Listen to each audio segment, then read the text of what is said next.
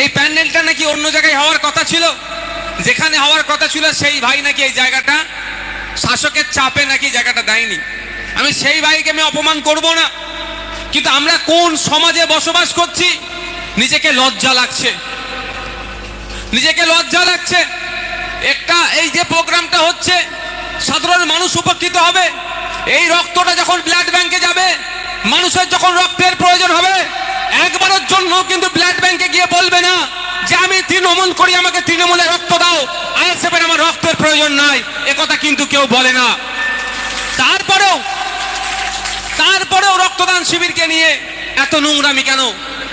যে নেতার কথা শুনে যে ভাই ভয় পেয়েছেন, দুজনের উদ্দেশ্যেই বার্তা, আমি চাই না আপনার পরিবার বিপদে পড়ুক। তারপরেও মহিলাদের ক্ষেত্রে ম্যাক্সিমাম সময় যখন বাচ্চা প্রসবের সময় এসে যায় বা যখন বাচ্চা প্রসব হয়, সেই সময় রক্তের সব থেকে বেশি চাহিদা, সব থেকে বেশি প্রয়োজন হয়। আপনার ঘরেও মহিলা সদস্য আছে, আপনার বাড়িরও মেয়ে আছে, আপনি কোনো মায়ের সন্তান, সেই মেয়েদেরকে জিজ্ঞাসা করবেন যখন বাচ্চা প্রসবের সময় আসে সেই সময় কতটা প্রয়োজন হয় রক্তের, তাই তাদেরকে অন্তত জিজ্ঞাসা করুন। আর আজকের এই মঞ্চ থেকে আমি বলে যাচ্ছি, যে ভাই জায়গা দেওয়ার জন্য অনীহা প্রকাশ করলো, ওই ভাইকে যে নেতা ডিস্টার্ব ভয় দেখিয়েছিল, দুজনের উদ্দেশ্যে বলছি, আপনাদের অপচেষ্টাতেও আমাদের প্রোগ্রাম কিন্তু বন্ধ করতে পারেননি। আপনারা ব্লক জুড়ে যে রক্তদান শিবির করবেন, আমরা একটা অঞ্চলে তার থেকে বেশি রক্তদান করে দেখিয়ে দেব আমার মা বোনেরা প্রস্তুত আছে। তাই জায়গায় বলি, রক্তের প্রয়োজন আপনারও হতে পারে, রক্তের প্রয়োজন আমারও হতে পারে, রক্তের প্রয়োজন বাংলার মানুষের হতে পারে। এই রক্তের যে ঘাটতি চলছে সেই পূরণের জন্যই আমরা রক্তদান শিবির করছি।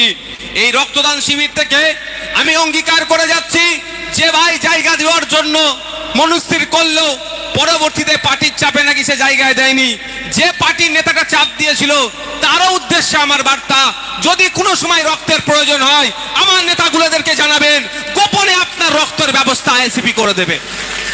আপনার প্রচার আমরা পাবলিক ডোমেইনে দেব না। আপনারও রক্তের প্রয়োজন হয়, আপনার হয় না, আপনার পরিবারের হয়, কিন্তু দুর্ভাগ্যের বিষয়, রক্তের জাত ছিল না, রক্তের ধর্ম ছিল না, রক্তের বর্ণ ছিল না, রক্তের রাজনৈতিক পরিচয় ছিল না। তৃণমূল কংগ্রেস বাংলাতে রক্তের রাজনৈতিক পরিচয়টাও নতুন করে তোলার চেষ্টা করছে। যারা এই রক্তের মধ্যে রাজনৈতিক পরিচয় তুলতে চাইছে, যে বিজেপি রক্তের মধ্যে ধর্মীয় পরিচয় তুলতে চাইছে, সেই বিজেপি তৃণমূলকে আগামী দিনে বাংলা থেকে আমরা বিতাড়িত করব গণতান্ত্রিক প্রক্রিয়াতে।